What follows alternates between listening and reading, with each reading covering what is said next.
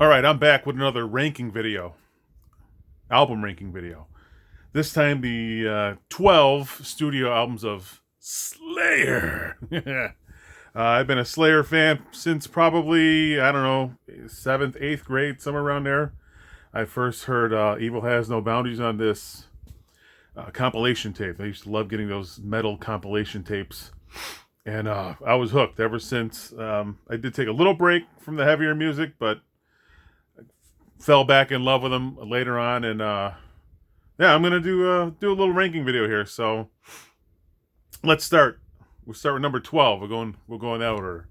Least favorite, but I don't know about least favorite because it's like six. The first six are tied for first. The last six are tied for second. So there's no losers, only winners in here. But it's Slayer. Come on, you can't lose, man. But I'm gonna start. My number 12 pick would be 1994's Divine Intervention. Now, I got out of Slayer for a little bit around this time, and I picked this one up last, actually. Trying to think what the last one I probably picked up at the time was. Whatever, but I went back in, and this was the last one I got. I fell back in love with them at the Ibis Musica CD, and I went back. I'm like, I never did get this album, but it's okay. There's some pretty good songs in there. It's the first album with Paul Bostaph from Forbidden, but you can kind of tell there's something missing without Lombardo. So I ranked this one number 12, Divine Intervention. And number 11, unfortunately, Repentless, the as of now last Slayer album.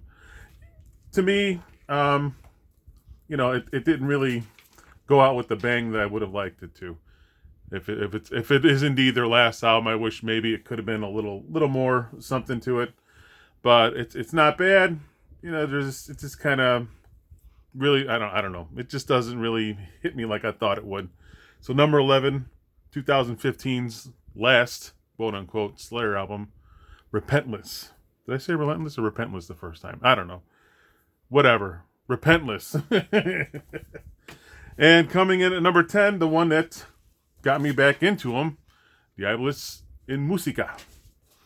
This one's a little closer to Divine Intervention, so my feelings on that one so far. This one came out in 1998, and a lot of people give it shit for being like new metal, and I don't know anything about the tunings and all that stuff, the production. I don't know. It's Kerry King's least favorite album, supposedly. It does kind of peter out in the second half to me, but I don't think I don't know why they would call it new metal.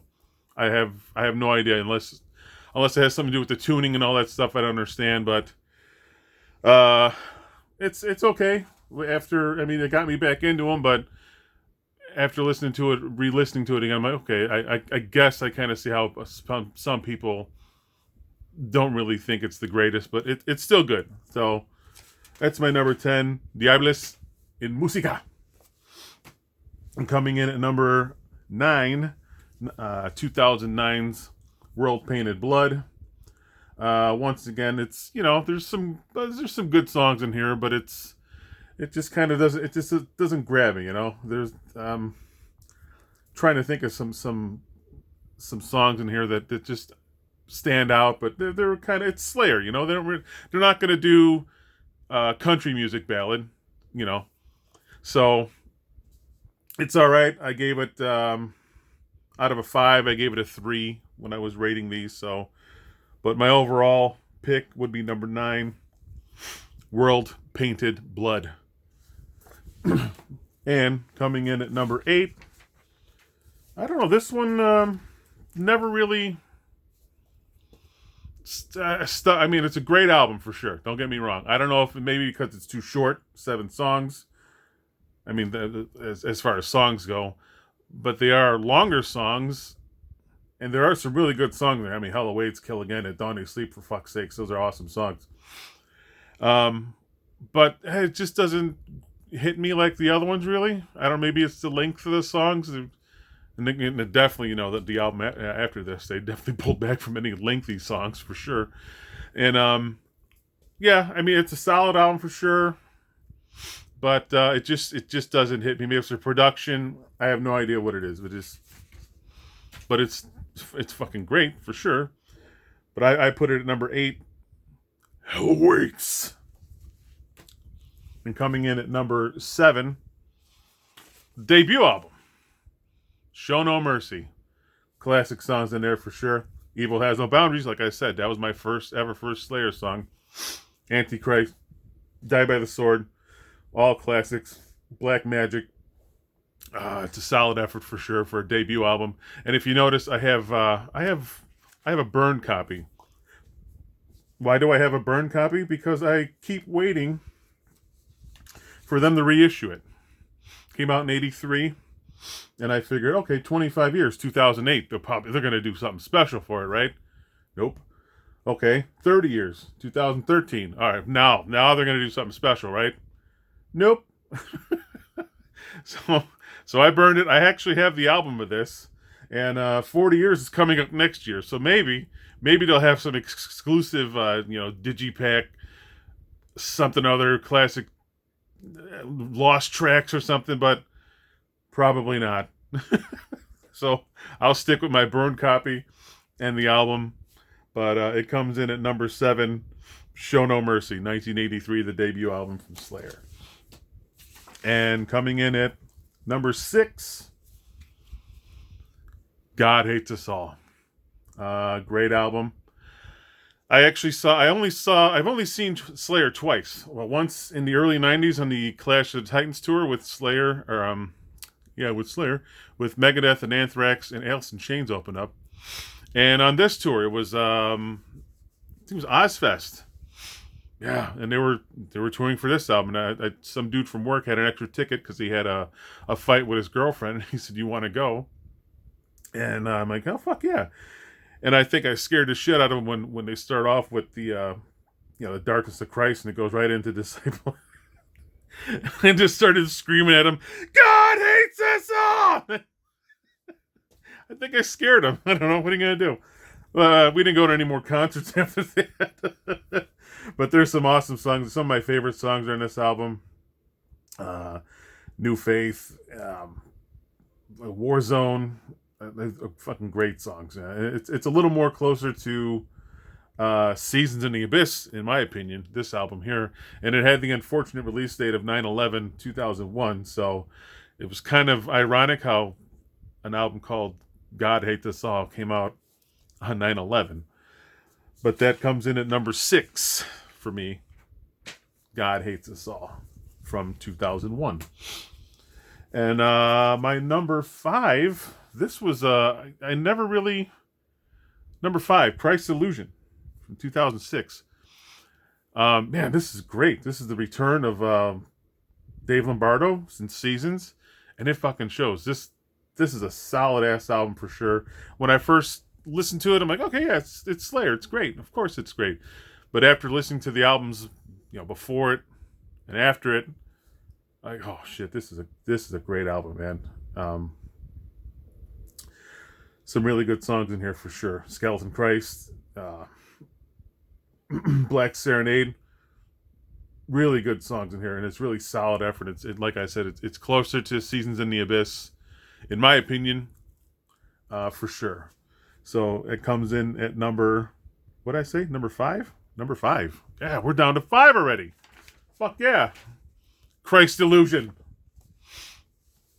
And this is a weird one. I don't know about this one for sure, but when I look up Slayer studio albums, it said 12. And this was in there. Number 4 for me, if it counts as studio album. I know there's only one original track in there. It's all hard rock.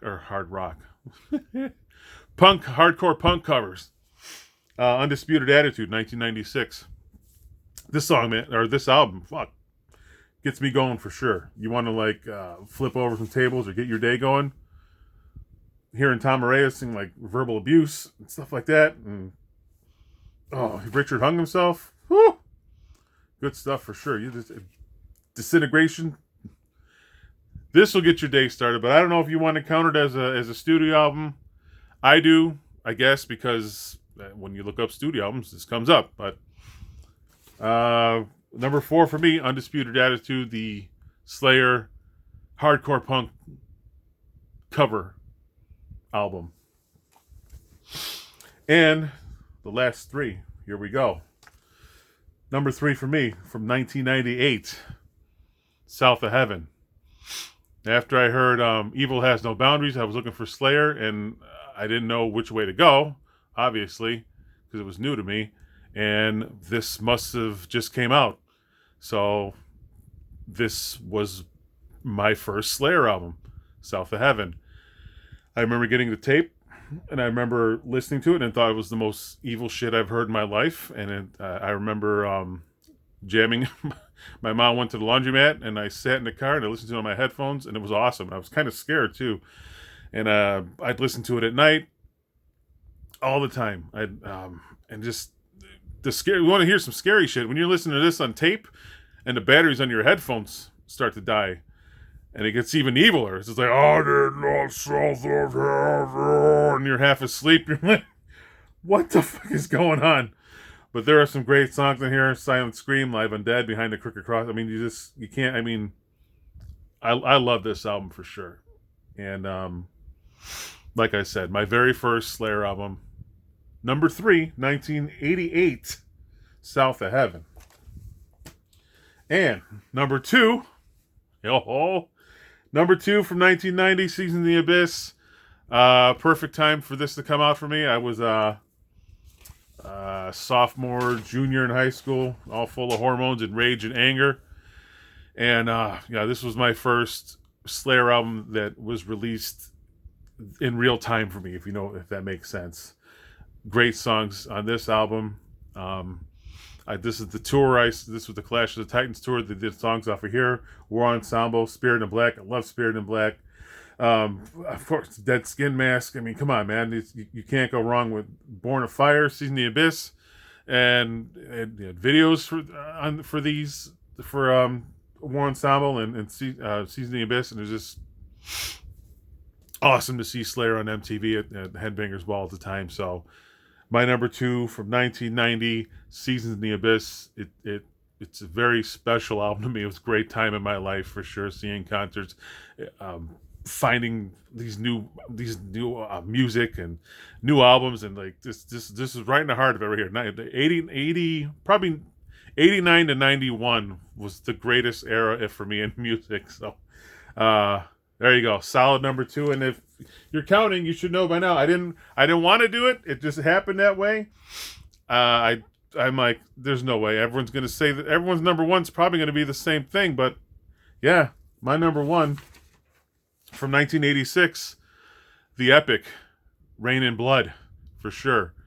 Fast, under a half hour, 10 songs, beats the shit out of you. This Undisputed Attitude. This is like right up there with it. You want to fuck shit up? I put this album on, then you put Undisputed Attitude on, and you just go and you fucking rage. It's great. Love this album. Classic songs in here. Angel of Death, come on. Jesus Saves, Altar Sacrifice, Cruelly Insane, Epidemic, one of my all-time favorite Slayer songs. I just can't go wrong with this album. There's not a bad song. There's no time for a bad song in there. Being 28 minutes, just under 29 minutes. So there's no time for that. So my number 1 Slayer album, Rain and Blood from a Lacerated Sky. So yeah, I just want to do that real quick. Little nice album review. Love this band. I wish I would have saw them on their last tour, kicking myself in the ass. I didn't get a chance to go see them. Maybe, fingers crossed. One more time, guys. Come on, one more time. R.I.P. Jeff Hanneman. And as always, long live horror, metal, and Slayer. And fucking Slayer! Yeah!